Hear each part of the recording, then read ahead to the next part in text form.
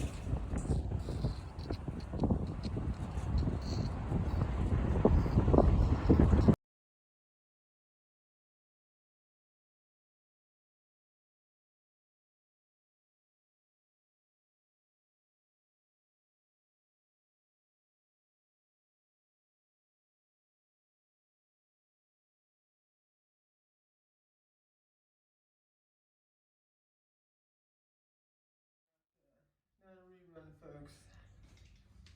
It's happened again. Awful driver. Yeah, I call myself Crash from now on.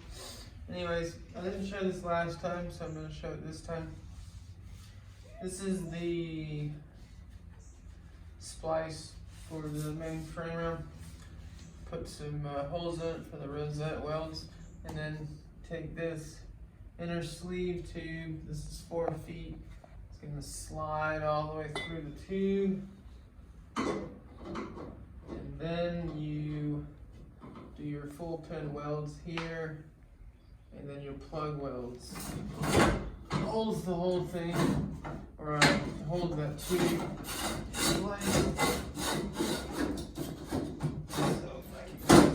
So that tube just slides in like that.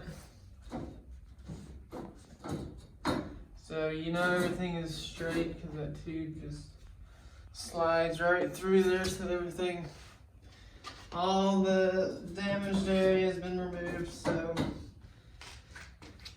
just weld this back up. I did cut this tube out this time. I didn't have to on the other side. So it holds the mid plate or the motor plate in place, so I'll have to make a new one of those, but that won't be that bad. It's just a single tube with some little brackets. It's laying over there somewhere actually. But yeah, so this time there were a few things that were better, like didn't mess up the exhaust or any of this stuff. It messed up the strut, which is brand new. So that's at least $1,000 to fix. The other unfortunate thing is the brand new bead-lock in the rear is destroyed, and I got very lucky on those because they had 2 in stock, and everything from Weld right now is custom made. It's all back ordered about 2 months. So I'm not really sure what to do on that. The other issue is where the rear end slid and hit the wall. I mean, it hit the wall pretty hard, and it messed up that wheel. It folded it back, and it shoved the rear end over. And I've got 2 mounts on the chassis that hold the wishbone in place. That's the rear end centering device. On the driver's side, it pulled so hard on that tab that it actually started to rip the tube. And that's the main tube, the very first tube you lay down in the back. So I'm a little concerned about that. So I hope that's not going to be something, because if that tube back there is compromised, then throw away the whole chassis and start over pretty much. But it doesn't look like it is. I think it's just pulled that metal down. I mean, there's 2 little spots, and I ordered some sweet little billet brackets for that, it'll encapsulate that whole tube. It'll actually go around it like that. It's a solid chunk, so I can weld that all the way around it and it'll be just fine. It'll be stronger than it was, so. But that's back ordered too, which is kind of weird, but maybe I'll find something else that's similar. So, just gotta tack this up and then finish welding it up, make this tube, and then Monday call Strange Engineering and see if they can rebuild that strut, because it seems, from what I can tell, that the rod that goes in there, the dampener rod, that, you know, the whole thing goes up and down on, it's snapped in half. It looks like that's all, but I'm gonna probably send the whole thing out, just have them look it over or make sure nothing else has been or broken, so. The rear end, like the body is screwed up. I don't even think I'm gonna try to replace the quarter panel. I don't know if this car will ever be a nice car, and I'm glad it wasn't painted and all that, because I've been so upset, because twice, especially, you know, the first time, really upset. You're like, well, at least got that out of the way. Shouldn't happen again, and then it happened again like almost a month later. You know, not very fun. But I think it was just completely my fault.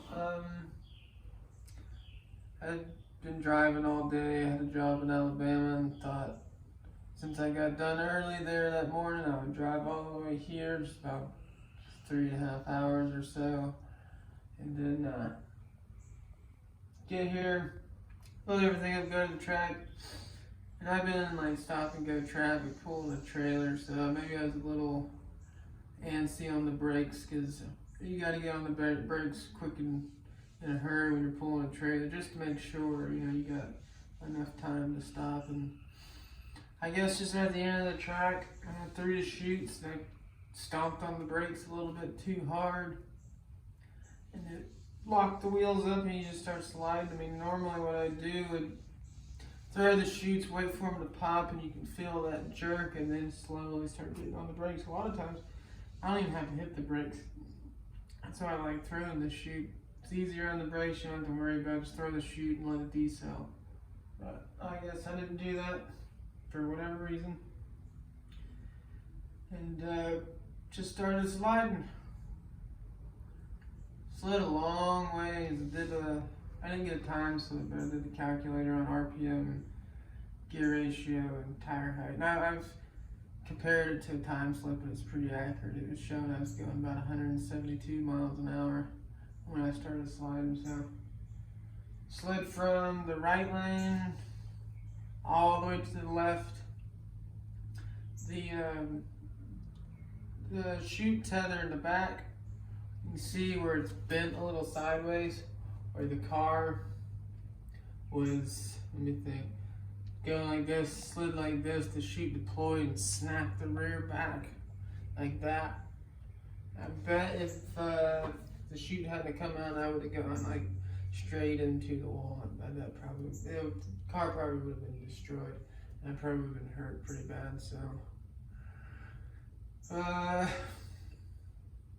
I mean, it hit the wall pretty good, but at that speed, it's really not that bad. It was very, very close to saving it. I was coming across, and it was starting to, you know, come back around, but it just kind of like bounced off the wall, and then I just slid out into the middle and all that. But, you know, nothing you do about it now. You can think about it all you want, but nothing's going to change it. So no sense in beating yourself up over something like that. All you can do is say, if it happens or start getting a situation like that again, I would probably get off the brakes, because if you're sliding, you're not driving.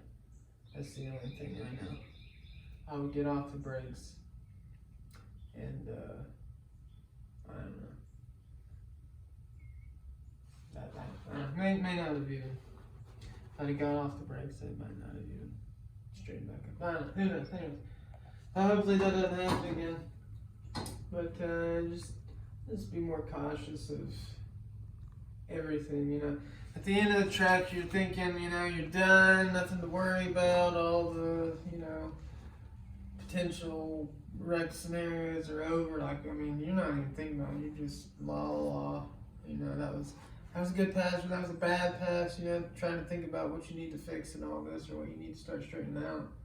And all of a sudden, you just start going sideways. So it's not something I never even thought about, you know, staying really focused even until you slow down, until you're like idling, you know, going like 30 or 20 or 30 miles an hour. Just staying focused from start all the way down till you're getting off of the track is definitely important. So, live and learn. If I can get the parts in and stuff like that, I'll be back out on the track before you know it. I am going to see if I can get some help from somebody that knows how to set up chassis and stuff like that. I need to get the car scaled. I said I was going to do it last time, but I'm going to do it this time before I go out there, just to make sure there's something, you know, crazy going on as far as like weight bias front to rear. It could be like 60-40, and they're like, well, I don't even see how you made it down the track. You know, it's just something so bad and obvious to somebody that's been doing it for years. As far as I had no idea, so just have somebody look it over, make sure everything checks out. But that's pretty much it. That's my rant over.